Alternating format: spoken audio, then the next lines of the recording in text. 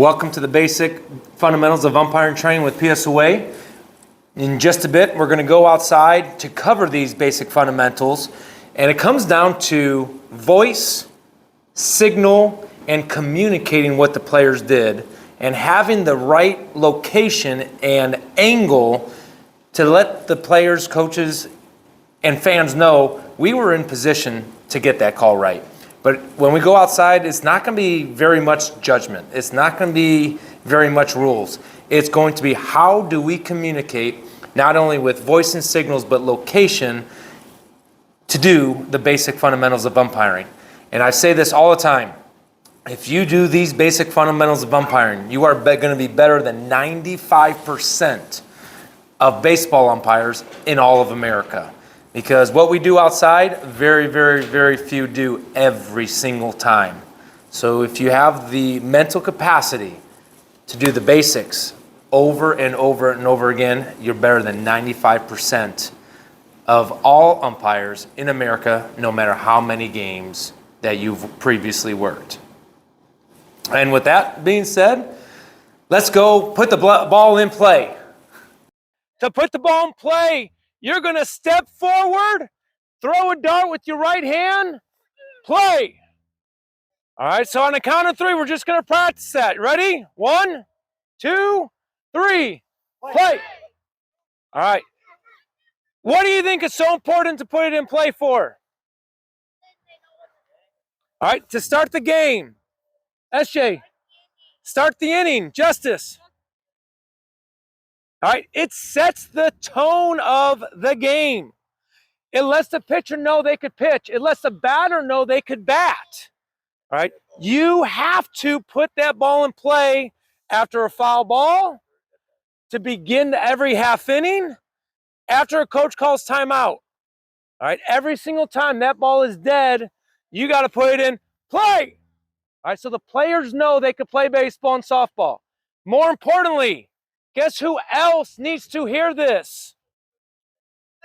Coaches, partner, fan. Excellent. So that's first formation, putting the ball in play, setting the tone. How many umpires do you see do that every single time? Yeah, one. All right. Remember, if you do these things, you're better than 95% of umpires in America. All right, so now the next one is strike.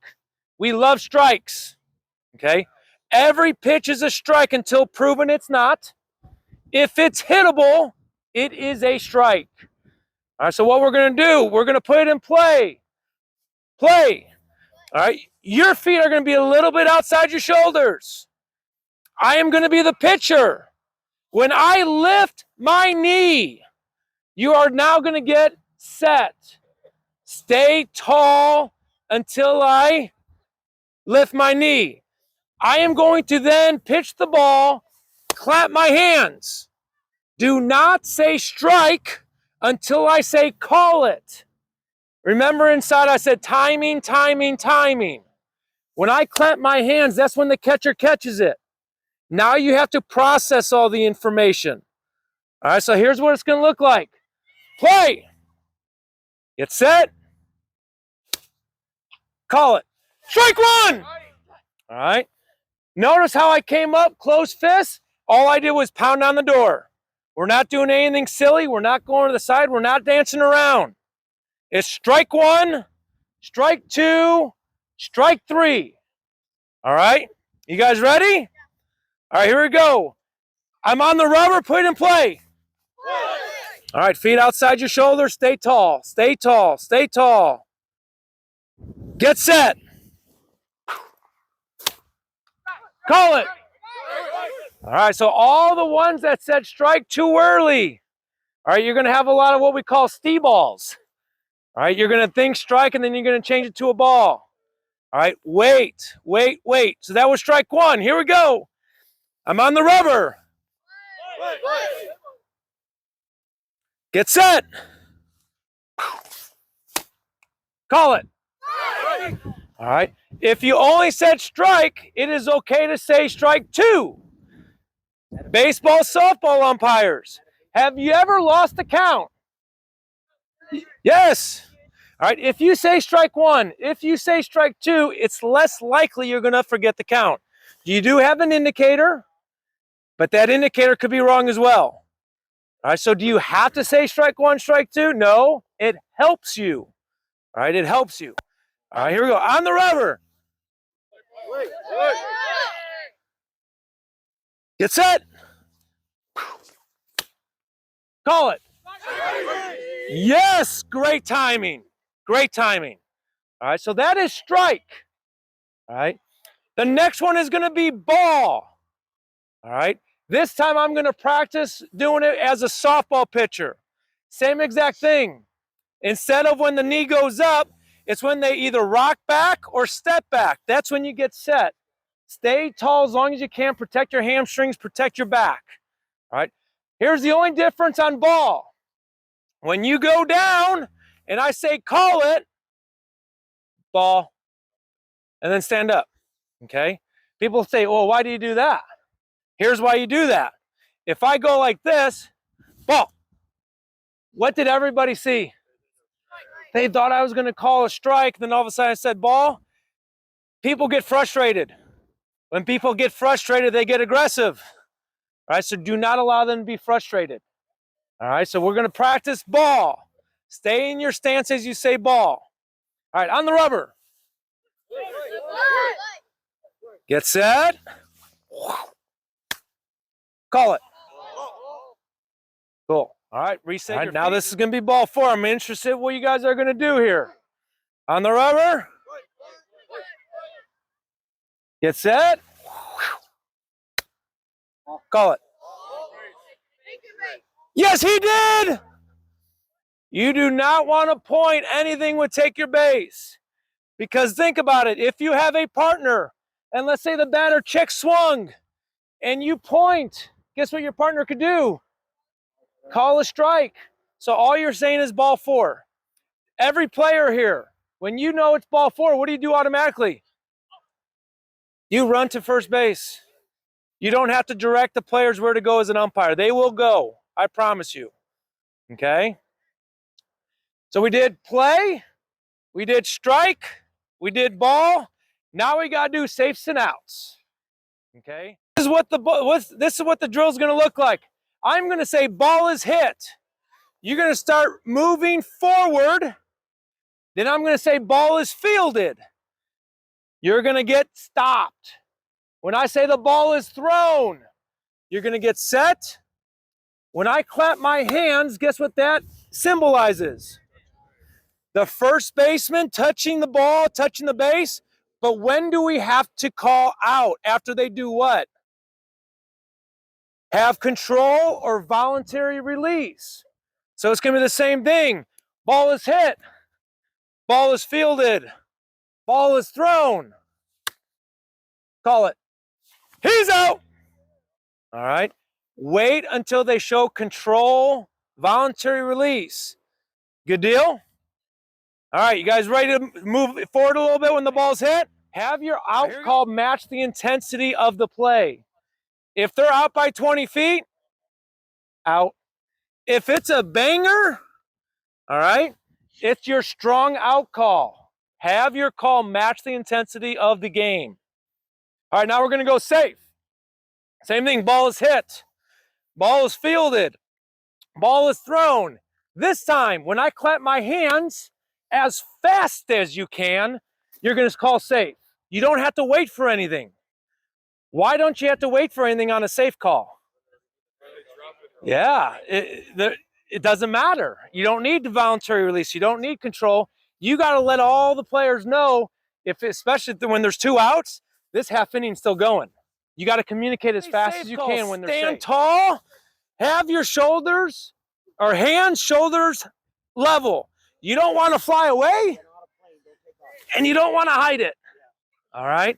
Chest out, arm straight out, shoulder level. All right? So now the last formation signal that we have to do is time.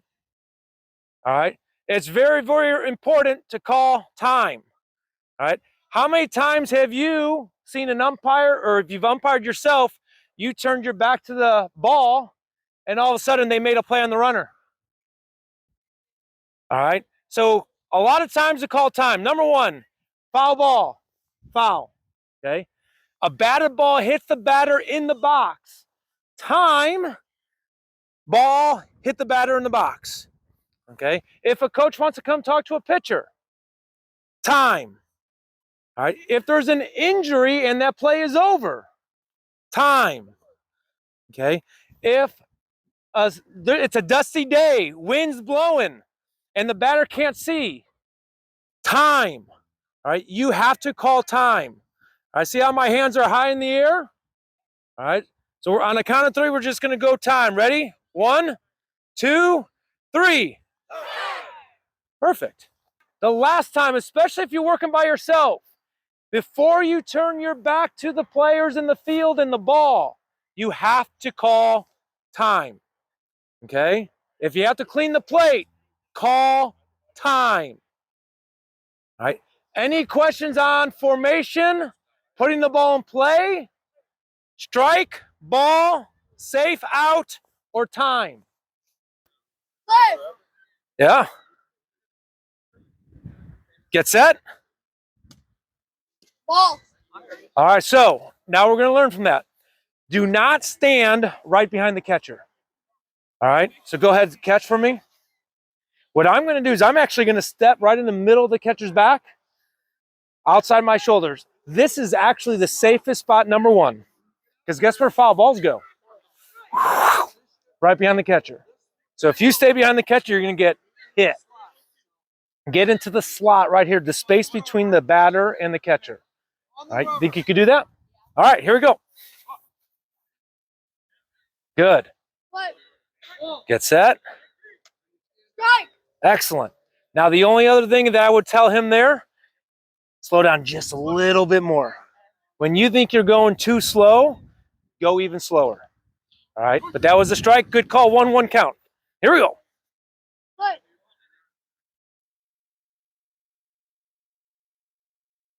Strike. Slow down a little bit more. What's count? Excellent. Now, when we give the count, 1 ball, 2 strikes, why do we give the ball with our left hand, strike with our right hand? Who are we giving the count to? The scorekeeper and fans behind us. All right. So it's not for the pitcher. It's for the people behind us. That's why we go 1 ball, 2 strikes. People read left to right. And it's the people behind us. All right, here we go. What?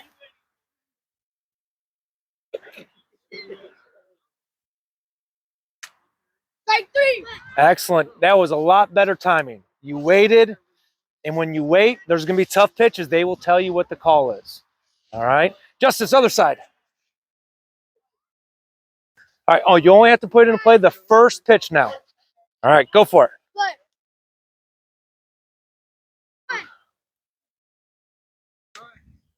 Strike. Excellent.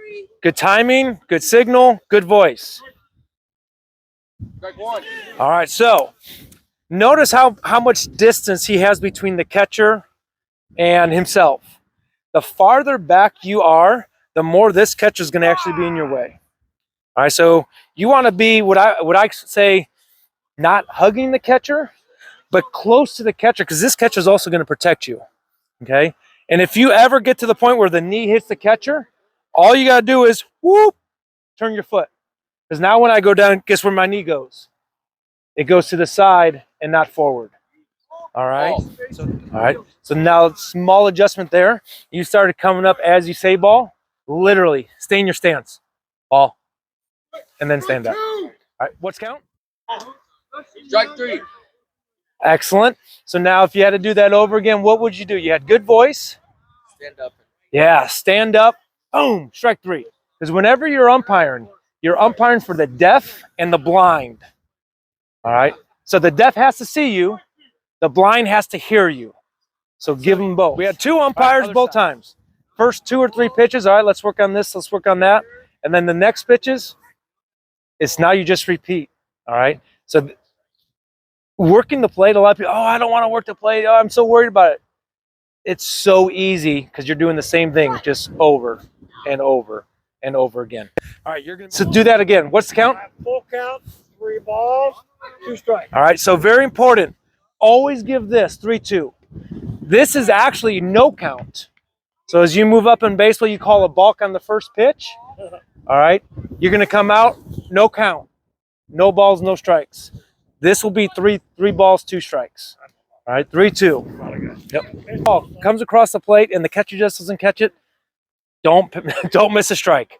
Do not miss a strike. What's count? 2-1. Perfect. Pitches. Excellent.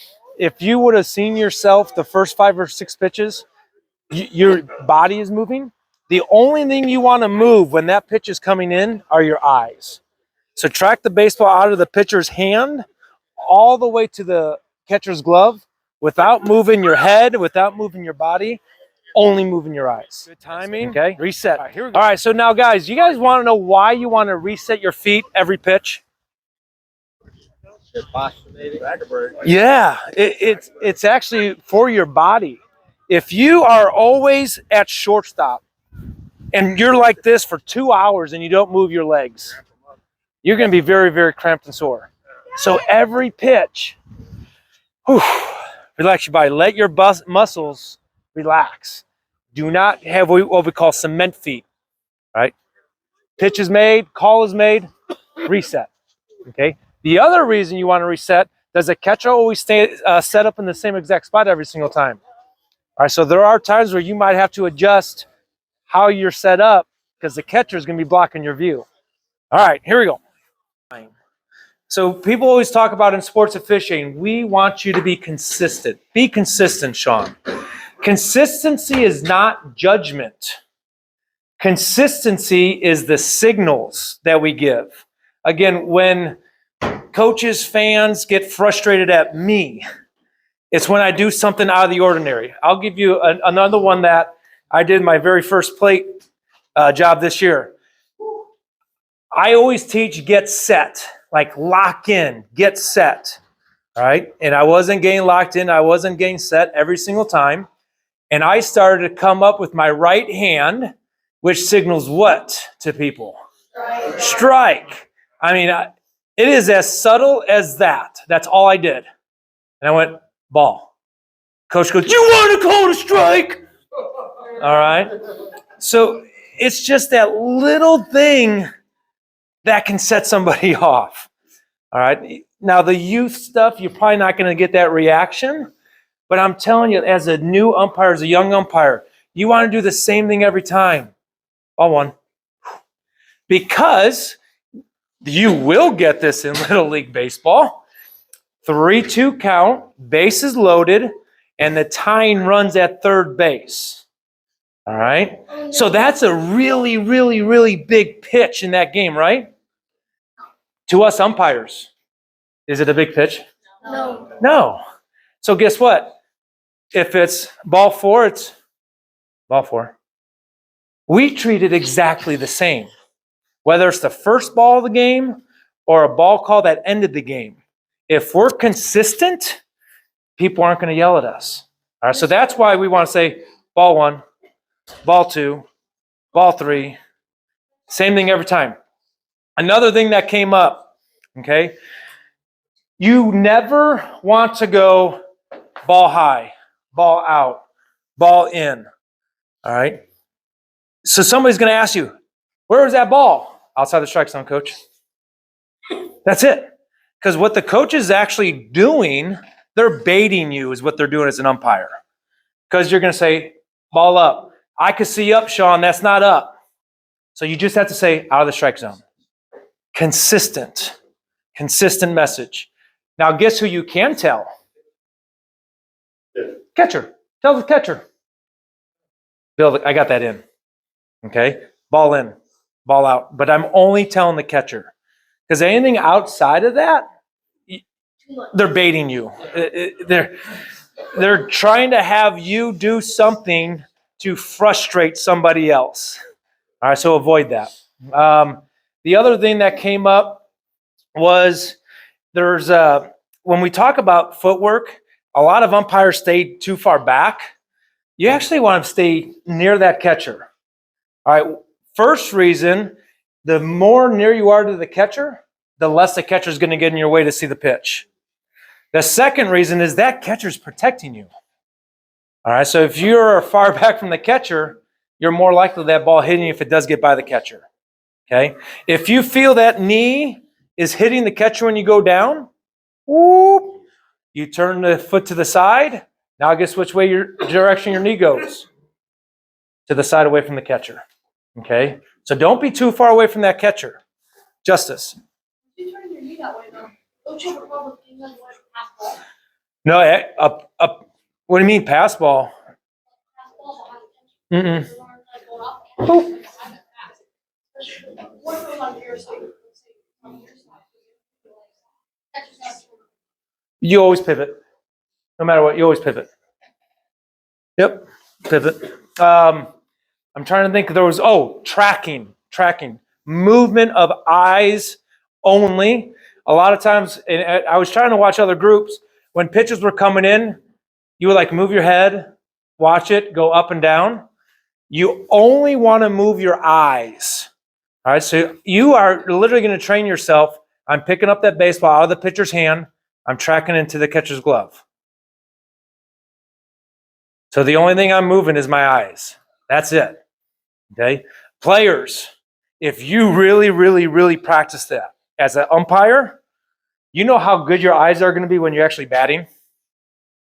Super good. All right, so you have to train yourself as an umpire. Pick up that ball out of the hand. Follow that ball into the catcher's glove. If you do that 300 times umpiring, when you now are batting for 5 times, it's going to be really easy to track that baseball or softball. All right? Think about settling, bounding, landing, touching. Settling, bounding, landing, touching. All right, so in general, people say, fair foul's easy. If the ball lands on the fair foul line, what's the call? Fair. Okay. What's the signal? What's the voice? No voice. Boom, boom, boom, boom, boom. All right, so if it stops or settles on the fair foul line, if it lands beyond first or third base on the fair foul line, all right, if the ball is over the fair foul line and the fielder touches the ball over the fair foul line, all right, what do you got? Oh, fair. And all you're doing is pointing, okay? Because how many people have been there? You yell fair ball, they hear F. That's all they hear is F. And then the runner stops, the batter stops, the players stop, and now everyone, again, goes crazy. It's funny he says that. So always point to center field. Because when you point to center field, no matter where anybody is sitting in the stadium, they know you're pointing to center field. All right? And to go with that, if you're going to foul and then point, you got to go foul first. Really, there's no reason to go foul here. Because, duh, right? You go foul, it's only going to be foul one direction. Now, there is a reason for that mechanic. We're not going to go into that today. It's like high-level stuff. But if it's foul, foul. All right, so now the last thing before I play the video on fair foul, it's just like your out call and safe call. The closer it is to that fair foul line, the stronger your mechanic has to be. So we always go, if it's at the coach's box in foul territory, I don't even signal anything. Okay? Boom, get the new ball. Let's go. I'm going to put a strike on the count. From the coach's box, halfway to the fair foul line, foul. It's just a casual foul. Because you'd be surprised if somebody's sitting down the left field line, that could actually look close to fair. Okay? Now, anything within 3 feet of the fair foul line, foul. Anything 1 inch, foul, foul, foul. And here's the reason why you do that. Usually the 1-inchers, they're fast. So when you're actually standing and it's a fast fair foul decision, you're actually still behind the catcher. So now you're saying foul, foul, foul. So now when people are actually looking at you, it looks like I just took 10 steps towards the fair foul line. All right, but when I made my judgment, I was way back here. All right, so I'm selling the call. Yes, I got this far out of my position. Because again, guess what people watch? The ball. They watch the ball, and then they find us.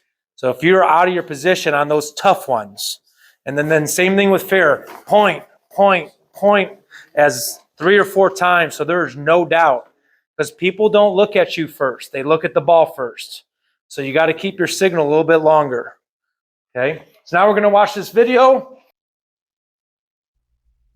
A fair ball is a batted ball that settles on fair ground between home and first base, or between home and third base, or that is on or over fair territory when bounding to the outfield past first or third base, or that touches first, second, or third base, or that first falls on fair territory on or beyond first base or third base, or that, while on or over fair territory, touches the person of an umpire or player, or that, while over fair territory, passes out of the playing field in flight. A foul ball is a batted ball that settles on foul territory between home and first base, or between home and third base, or that bounds past first or third base on or over foul territory, or that first falls on foul territory beyond first or third base, or that while on or over foul territory touches the person of an umpire or player, or any object foreign to the natural ground. A foul fly shall be judged according to the relative position of the ball and the foul line, including the foul pole, and not as to whether the infielder is on foul or fair territory at the time he or she touches the ball. For any fair foul decision, the calling umpire must be on the foul line. For any fair foul decision, there must be a signal of fair or foul. A foul ball requires the umpire to yell foul ball while raising both hands above the head. The calling umpire doesn't say anything on a fair ball. The umpire just points the ball fair. The plate umpire, calling a fair ball on the first baseline, raises the left arm, and the plate umpire, calling a fair ball on the third baseline, raises the right arm. The fair signal always points towards fair territory. What if a batted fly ball is in fair territory when touched by a fielder in foul territory? This is a fair ball because the batted fly ball is touched in fair territory. The fielder's position is irrelevant. What if a batted fly ball is in foul territory when touched by a fielder in fair territory? This is a foul ball. The ball is in foul territory when touched. The fielder's position is irrelevant. And A position is what letter of the alphabet? First. All right. So guess how many times we start in the A position? Second. One time. One time. Okay, no runners on base. We're going to start in the A position. And A position is your foot, all right, is not touching the fair foul line. It's right next to the fair foul line in foul territory. All right, because now if a line drive hits you, Alley. what do you know what the call is? Alley. Foul.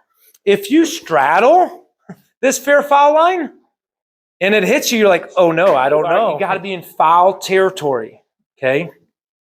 Now, this other thing is home plate umpire. When that runner's at third base, runners, how are you taught to actually lead off towards home? Where should you be? In foul territory. Because if a line drive hits the runner and the runner's in foul territory, what's the call, umpires? Foul. And now let's say the runner is not doing that properly and is going right down that fair foul line. All right, not batter interference, but runner interference. Okay, we have offensive interference. Who's out? Runner. All right, that runner is out. And then where do we send the batter runner?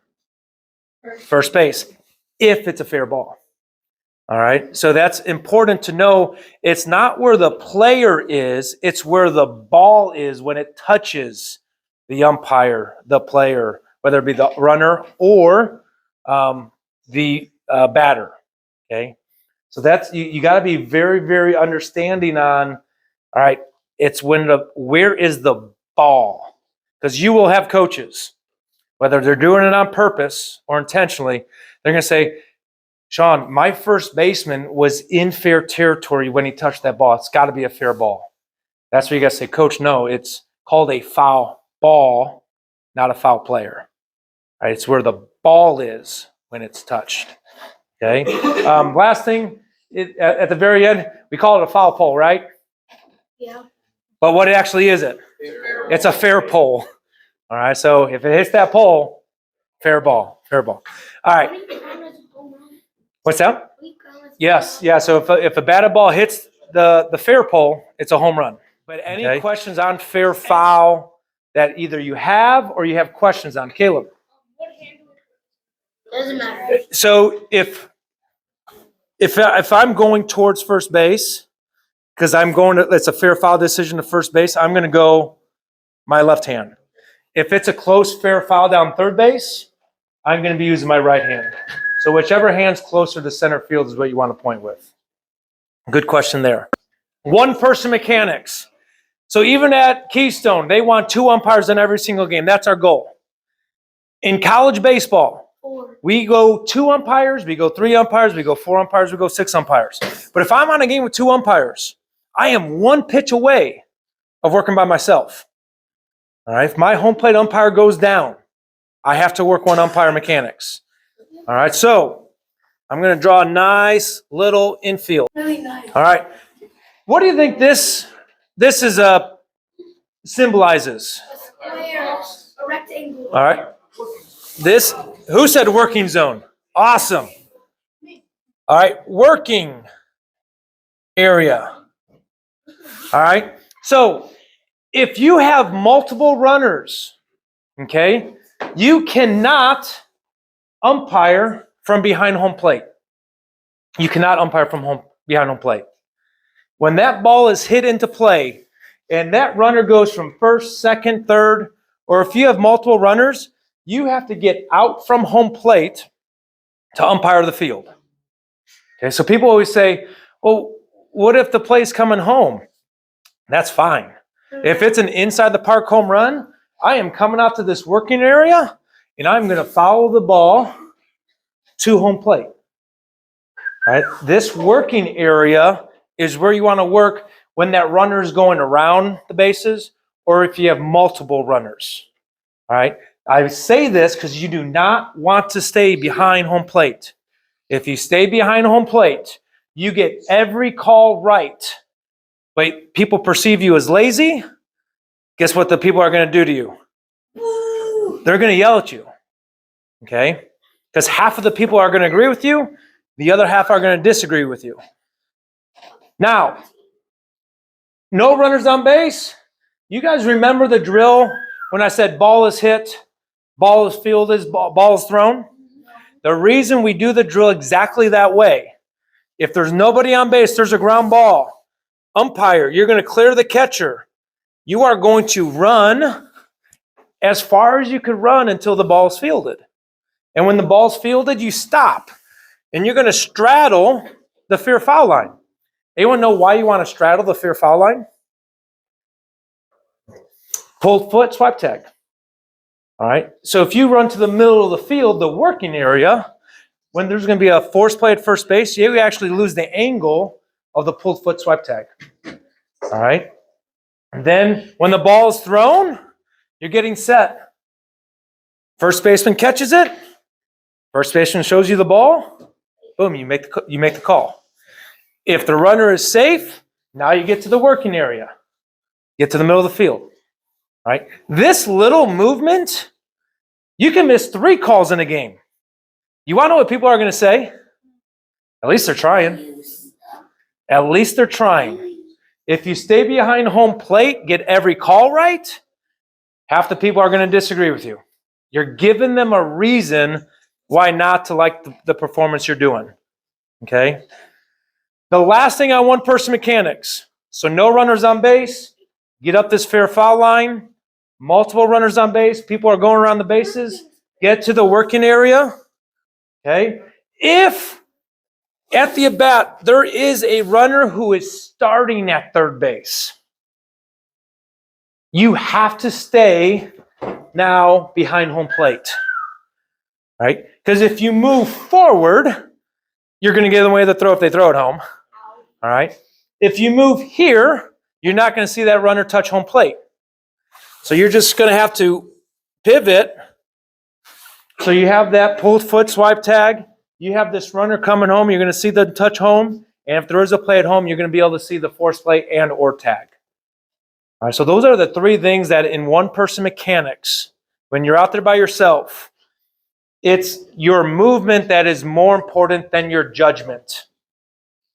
Your movement is more important than your judgment.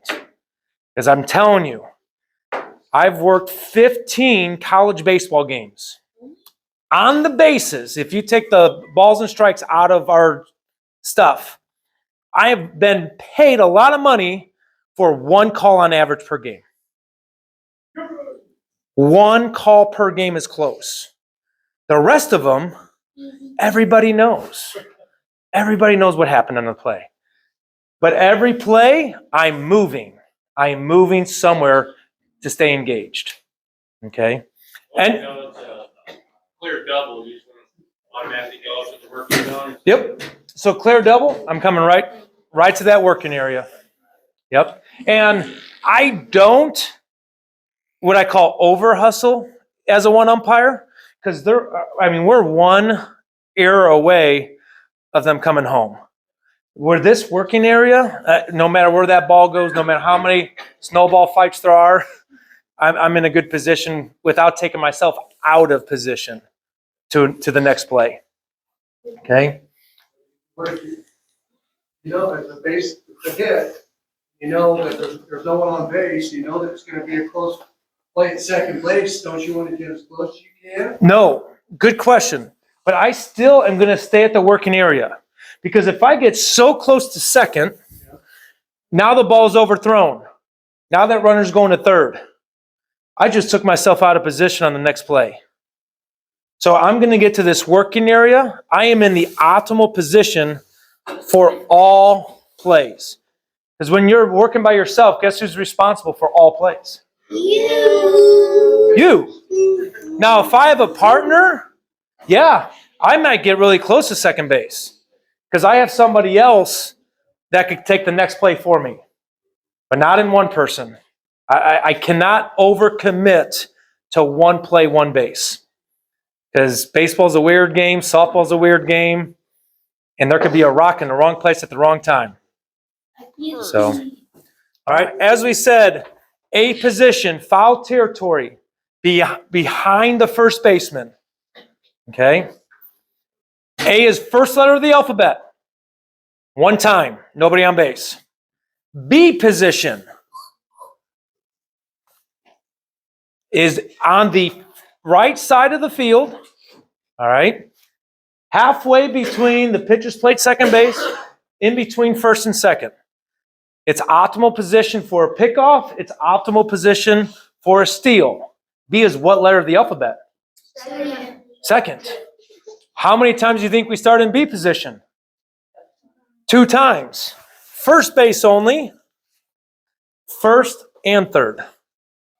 All right? Those are the only 2 times you start in B position. C position. Whoop. Every other position there is out there. Now you're going to be in C. Bases loaded. Runner on third base, runner on second base, second and third. Again, the way to remember, A, first letter of the alphabet. 1 time, nobody on base. B, second letter of the alphabet. First base only, first and third, because that's the only time they're going to be stealing second base. Everything else is C. This is where you start.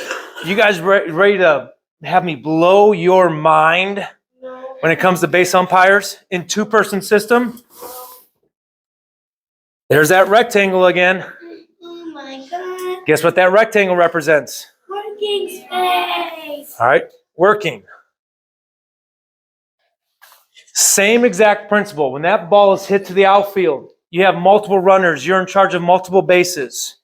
If you start chasing one play where you think they're going to throw the ball, you're taking yourself out of position for the other 2 plays. All right, so all you do is you get to that working area, wherever that ball goes, your chest follows the baseball. That's it. All right. Umpires in here, has anybody almost been hit by a thrown ball as an umpire? All right, Walter, why did you almost get hit by a baseball? Didn't keep my chest to the ball. Didn't keep your chest to the ball. So wherever that ball goes, your chest are your eyes. And if you're in that working area, you just turn your chest to that play. Don't chase a play because you have other ones to watch. All right? How to deal with conflict. All right. And again, it's the basics. So we are going to, I think there's 3 videos I'm going to show, maybe more, but definitely 3. The very first one is called Basics of Game Management. This is as simple as it can be when it comes to preventing unsporting behavior. Welcome to UmpApp. In this video, we'll discuss the basic concepts of conflict resolution. The difference between a good umpire and a great umpire is how they handle people in conflict resolution. The great umpires set the expectations at the plate meeting. By setting the expectations at the plate meeting, the umpire is setting precedent for how a coach should act and what the umpire will and will not put up with. It's much easier to lay the groundwork at the plate meeting than trying to lay the groundwork when the coaches, parents, and players are upset. Umpires, don't lose your cool. It's not a race to see who can lose it the fastest. Don't say anything that cannot be defended. Don't do anything that can be deemed as unprofessional. And be aware of bad or aggressive body language. Everything that an umpire does is now caught on video. The urgency to be good at conflict resolution is at an all-time high. This slide shows the basic steps when dealing with conflict resolution. In a perfect situation, all 5 of these steps will be hit before an ejection happens. There are times when an ejection happens without all 5 steps being hit, but this should be more of an exception than a rule. If the umpire follows all 5 steps, the coach has chosen to eject him or herself. An umpire that follows all 5 steps will be supported when an ejection happens. The first step in the 5-step process is ignore. Ignore is exactly what it says, ignoring. An umpire does not need to respond to every comment made to him or her. Umpires should respond to legitimate questions asked respectfully during a non-live ball time of the game to seek clarity on a situation or play. Random comments don't require a response from the umpires. Questions asked the right way do require a response. A comment made over and over may require a response from the umpires. A very lewd and vulgar comment does require a response. In the 5-step process, if the umpire ignored a comment and the coach doesn't make another comment for 4 or 5 innings, then the umpire still is on the ignore stage. In order for an umpire to progress through the 5 steps, the conduct must continue to get worse. The second step in the progression is acknowledge. The umpire should acknowledge the head coach for any undesired behavior. The umpire should make a comment such as, "Coach, I heard you," while the umpire looks in his or her direction. If the umpire is dealing with anyone other than the head coach, the umpire should address the head coach with the acknowledgement. The umpire should say something similar to, "Coach, I hear your dugout or fans." Give the head coach a chance to fix the behavior. As the undesired behavior continues to get worse, the umpire should move into stage 3 and warn the head coach. Even if the head coach is not the one participating in the undesired behavior, the umpire should warn the head coach. The head coach is responsible for everyone in his or her dugout or in the stands. A great warning should set expectations for the person involved on what the consequences are for acting a certain way. A great warning doesn't try to teach a person a lesson. It's not the umpire's job to rehabilitate the person responsible for the undesired behavior. The umpires just need them to act correctly according to the rules. A great warning gives the offending person a choice and options. As the undesired behavior continues, the umpire should move into step 4. The umpire should involve the UIC or field supervisor if the umpires feel an ejection is the only way to correct the undesired behavior. If the umpire crew feels that someone will be ejected from the field, they should attempt to get the UIC or field supervisor to the field for support. This can be done in between innings or by having a non-participating person get the UIC or field supervisor. There are times, for example, when an umpire gets bumped by a coach, where the ejection is going to happen without a warning or a chance to get the UIC or field supervisor. This should be the exception and only done in extreme cases. When the umpire has gone through the 5-step process and the undesired behavior has not improved, the umpire must finally eject and walk away. The ejecting umpire should not talk past the ejection. The ejection is the final word. It is the job of the ejecting umpire to walk to a place on the field where nothing else can happen between that umpire and the ejected person or the team of the ejected person. It is a responsibility of the non-ejecting umpire to get between the ejected person and the umpire walking away. If at all possible, do not touch the person who was ejected. By walking between the two, this will allow for the ejecting umpire to walk away. The ejecting umpire doesn't have to have the final word. Umpires don't say or do anything that the rulebook cannot defend. Umpires, remember, during an ejection, the umpire should go through all 5 steps of the process. In extreme cases, the umpire can skip parts of the process, but this should be an exception and not the norm. If at all possible, there needs to be a warning before an ejection. If an umpire has to eject a coach, assistant coach, player, or fan, that umpire should not be the one making sure that they leave. The UIC, field supervisor, or other umpire should be the person making sure that the ejected person leaves. The ejecting umpire needs to keep his or her cool and walk away from the area of the ejection. The umpire should not come back until the situation is resolved and the game is ready to continue. Umpires, don't take it personal and walk away. Umpires, remember, follow the 5-step process and protect yourself. There are cameras everywhere. Okay. So everybody look at Ben. Sean, how many years do you think Ben's been umpiring baseball? Just take a look at him. How many years? 4. Okay. Bruce, you're an experienced umpire. How many years has Ben umpiring baseball? I would say probably at least 6. All right, 6. Okay. So I thought he was somebody else in our group. I kept on calling him Tyler. He looks exactly like a Tyler in our group. Ben, how many games have you umpired so far? 0. 0. All right.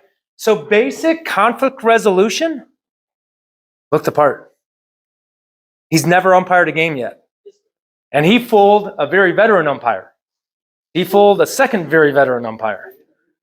All right. I put him in charge of a group, for crying out loud. Never umpiring one single game. All right. So conflict resolution, junior umpires, have the Keystone hat. Have your Keystone shirt on. Arrive on time. Have a plate meeting. Read the pledge. Everybody knows what you're doing here at Keystone. PSOA umpires, arrive at the game site 30 minutes before. Check in with the coaches. Get to the plate meeting 5 minutes before game time. Have the 2 managers at that plate meeting. Don't let an assistant coach be there. Because if the assistant coach is there, guess who's the head coach in that game? That assistant. Sorry, coach, you didn't have time for me at the plate meeting? Your assistant did. I'm going to talk to your assistant. I bet you that coach doesn't miss the plate meeting again. Okay? That's how you prevent this unsporting behavior. Set the tone at the plate meeting. All right, arrival time, uniform, communication. Jeff.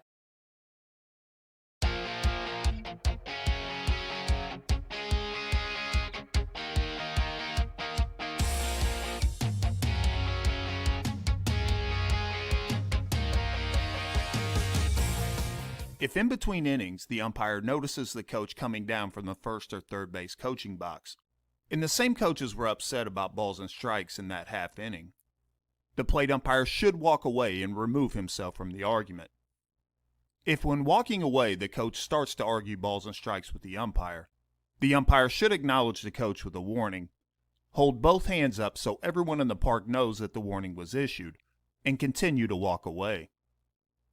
If the offending party will not stop the undesired behavior, and the umpire has followed the proper protocol, the offending party should be ejected at that time. After the ejection, the umpire must walk away. Umpires don't have to have the last word. Umpires cannot lose their composure. The objective of the umpire's actions is to get the coach or coaches to stop. The umpire cannot incite further behavior by being aggressive towards the offending party. In this example, the coach in the third base dugout from the third base coaching box comes down to the plate area to argue balls and strikes. By the plate umpire not walking away, he incites the behavior even further. As soon as the coach comes down from the third base coaching box and does not have his lineup card out, that should signal to the umpire that the coach is there to argue balls and strikes. The umpire must hold his hand up and warn the coach as he begins to walk the other direction. By not walking away, the umpire incites further behavior from the coach. Actions such as these require an ejection, but the umpire must have a warning in before the coach can be ejected.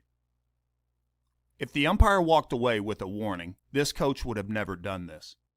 Umpires pay attention to the coaches, be firm, issue warnings, and walk away.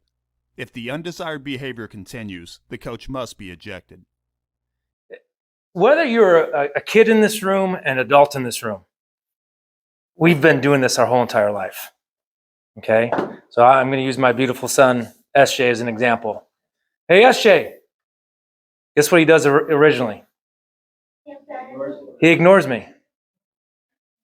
Hey, SJ. Guess what he still does to me? He ignores me. SJ! All right. See how I raise my voice? Coaches do the same thing as an umpire. Where's that pitch? Out of the strike zone. That's not a strike. Sean, that is not a strike. Now I got to acknowledge. So that again, I try to connect it to a real life situation because we've been doing this our whole entire life. You just now have to translate it into umpiring. Okay, so if it's normal, yeah, they didn't like the pitch. You want to know what? On average, I miss 9 pitches a game right now. So I'm going to let coaches make those comments.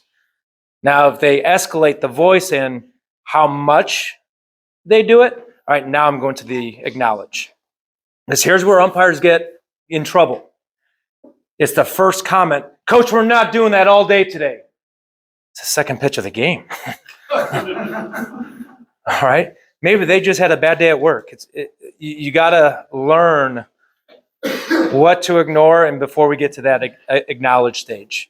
Okay? Because if you attack that coach, second pitch of the game, it's going to be a long game. It took me 15 years.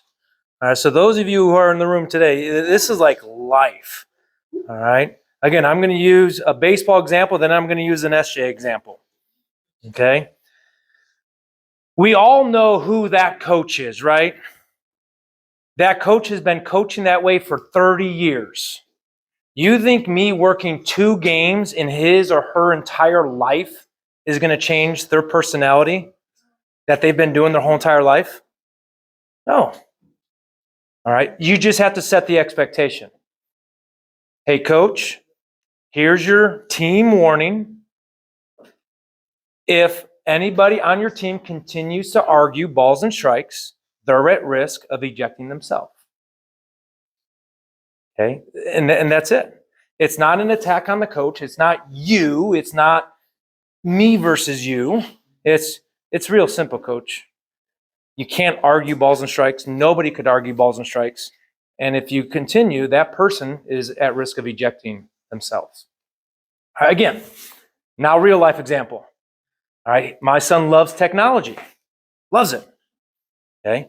So he acts a certain way. I'm not going to change his personality in one day. I just go up to SJ. Hey, SJ, if you continue acting this way, you're at risk of losing your Oculus. So whose choice is it? It's his choice. Okay? It's either he continues behaving the way he behaves and he loses his Oculus, or he changes his behavior and he gets the Oculus. You'd be surprised that coach will not change their behavior for the rest of their life. But guess what that coach will do? Change the behavior for that game. And then if he sees me again the next game, guess what? I don't have to worry about it. Because he knows what I'm going to do already. I'm consistent. Now imagine if every umpire did the same thing to every coach. Yeah. Again, us umpires, I'm going to throw umpires underneath the bus a little bit. There are umpires that will yell at coaches. We're not doing this today. That's enough. Shut your mouth. It's bad. You can't do that. You're telling somebody what they have to do instead of giving them options and have them make the choice. All right. So again, this is basics. And this is just basics to life. Because we do this all the time. All the time. All right. So we give the warning. They are now given the choice to stay or go. Oh, I did want to say, notice, who do we always communicate with? Manager. Because here's what happens if you don't. So we were in Grand Island this past weekend, and there was, shall we say, an official at the pool. And this one official at the pool tried to control everybody. How do you think that went for that one official? Not good. Instead, you got to find the manager. Who is responsible? The manager. So you're not going to yell at the fans. Because if you start yelling at the fans, you think other fans are going to be on your side or the friend side? The friend side. So it's one-on-one. One umpire, one coach. All right? And then you give that coach the option. All right, coach, if your fans do not stop making unsporting comments towards umpires or opposing teams, all right, they're at risk of being ejected by you as the manager. And if the manager says, I'm not responsible for my fans, yes, you are. And I will stop the ball game until you remove your fans. That's now his choice or her choice. They get to choose to play or not. Because the next step is, let the kids play. I want to. The manager has to remove the fans so the kids could play. Please let them play. I've got to that step 3 times, that statement 3 times. I'm 3 for 3. Okay, it's 3 for 3. Who's the UIC? Who's a field supervisor? Who can you go to umpires? All right. If Coach Krause is here, Matt's here, you could definitely go to Matt. Who are some other people you could go to? Trent Wolf. Joel Masters. Myself.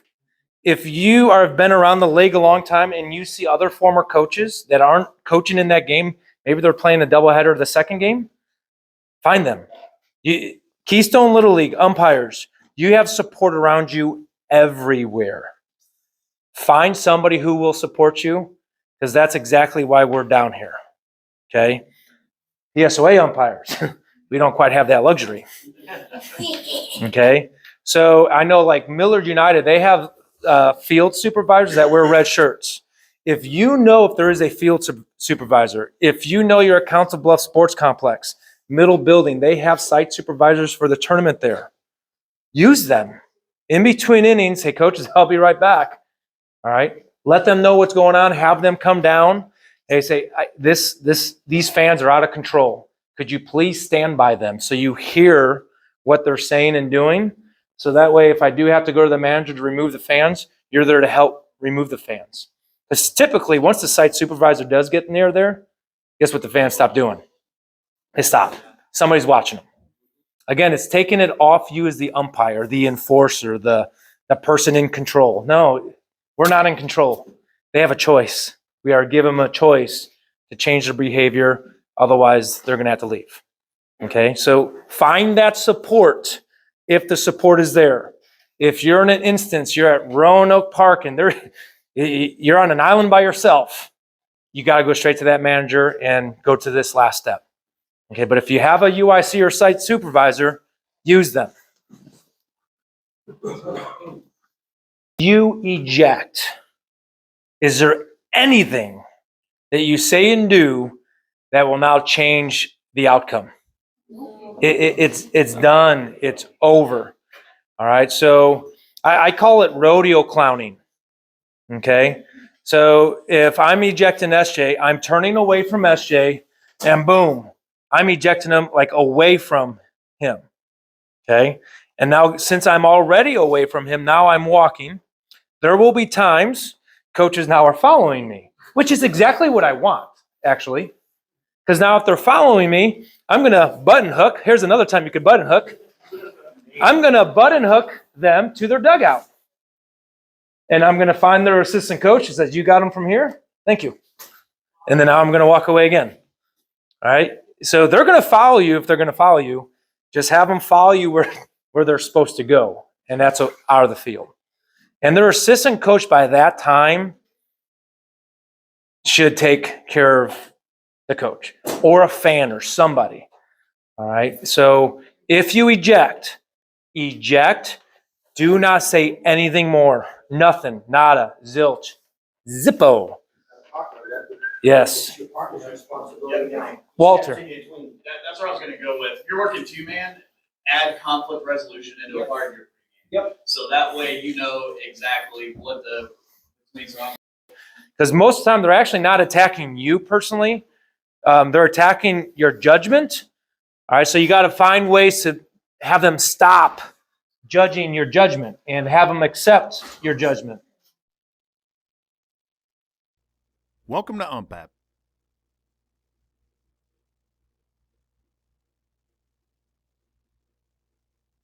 If the coach is coming down from the first or third base coaching box to argue balls and strikes, the umpire should acknowledge the coach. In the video example, the coach is walking down from the third base coaching box. The coach does have the right to take an offensive conference with the batter. The umpire should ask the coach right away if the coach would like an offensive conference. If the coach declines the conference, the coach is coming down to argue balls and strikes.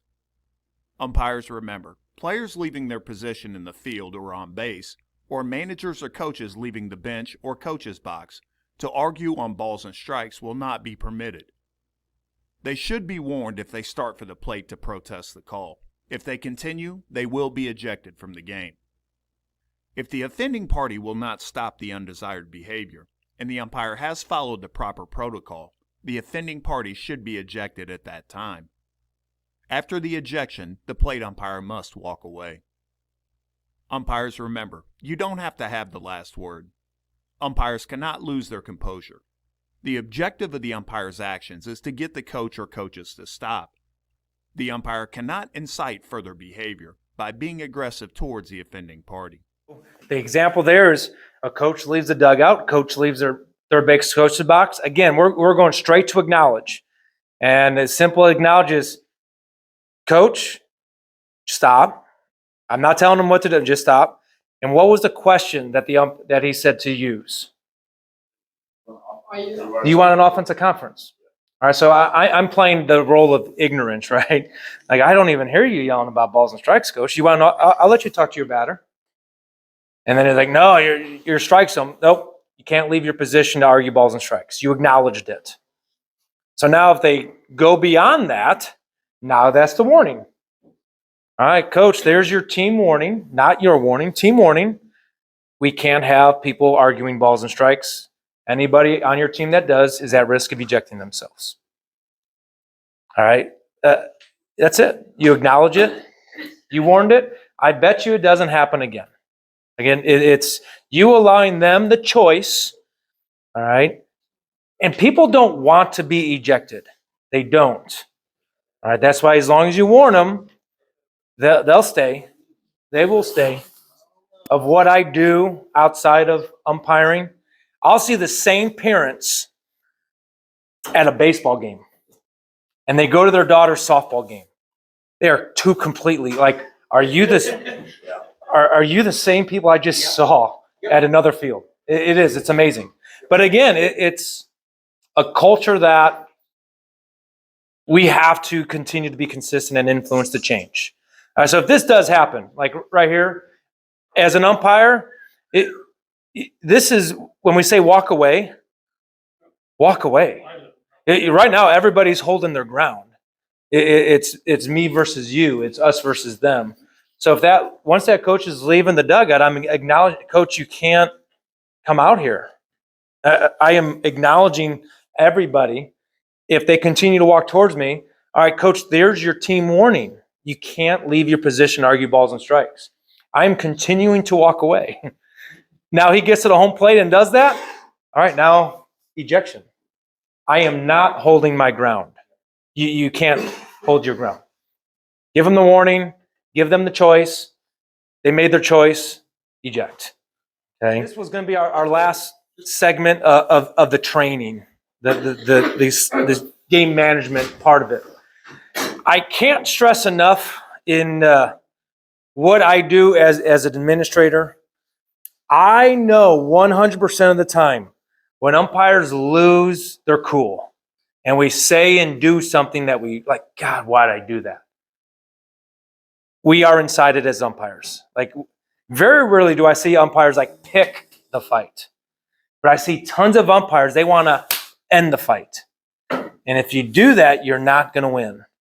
It's just the way it is. All right. So just watching these videos and having the communication, you really, really, really got to learn and understand it's you got to give coaches choices. Give them choices, not ultimatums, not threats. And as long as you do that, this will not happen. It just won't. Okay. The last part of today that I did want to go through, though, is arbiter sports. Then what we did yesterday was we opened up self-assign. So for all umpires who did fill out the Google form, who has shown engagement that, yes, we want to umpire. New umpires, you probably don't have self-assign yet because you haven't done the on-field training. Right? It's the returning umpires. And if you're like, oh my God, I'm not going to get games, don't freak out. We got another 400 games in our emails today. Okay, that will be added in the next couple of days. And we have got 0 recreation games because the teams aren't formed yet. All right, so if you're a new umpire, you're just looking for rec games, it's coming. And just because self-assign is open up for other umpires, I promise you there will be games there for you. All right, Tom, did you have any days off you wanted to umpire last year?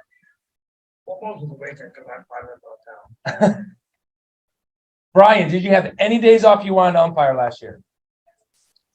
No. Jeff Pate, did you have any days off that you wanted to umpire last year? The answer is no. All right.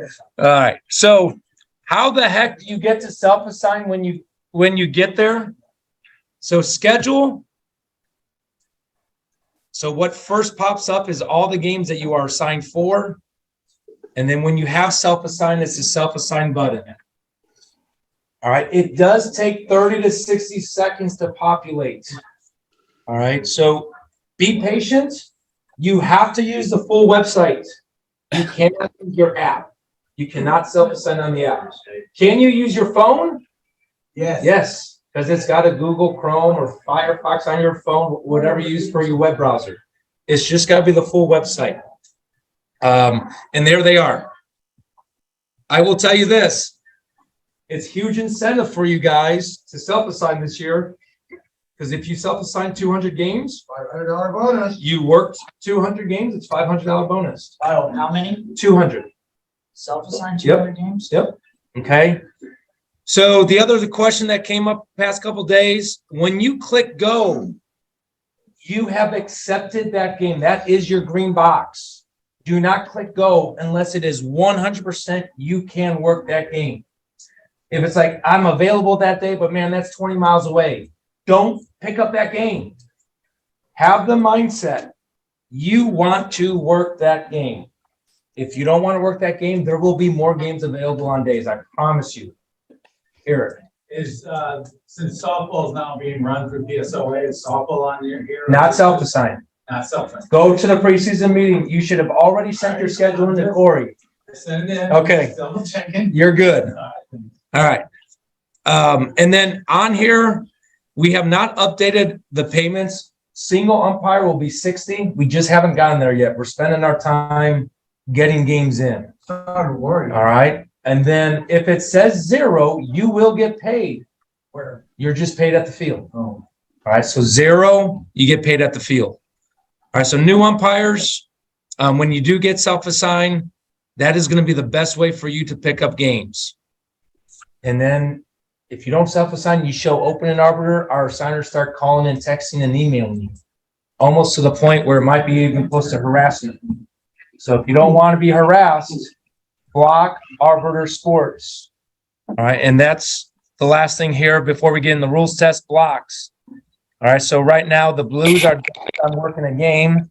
The white means I am open all day. All right, so I just worked a doubleheader today at Iowa Western because I showed open today and I got the game sent to me this morning. So guess what? I went in, I accepted the games, and I got my butt to Iowa Western. All right, that is the position that we are in the Midwest. So if you don't know if you could work, block all day, click the date. If all of a sudden you wake up in the morning and you now can work, clear blocks, click on the date, and I promise you, probably an assigner is going to call you within 30 minutes because you're a new name that shows available. All right, so please, especially when the season gets going, update these blocks. It will, I know people don't believe us, but it saves us hours of time. Hours of time. Okay, Eric is shaking his head. He sort of got an idea last year. Oh, yeah. All right. Any questions on Google Form, equipment uniform, education, how to pick up games?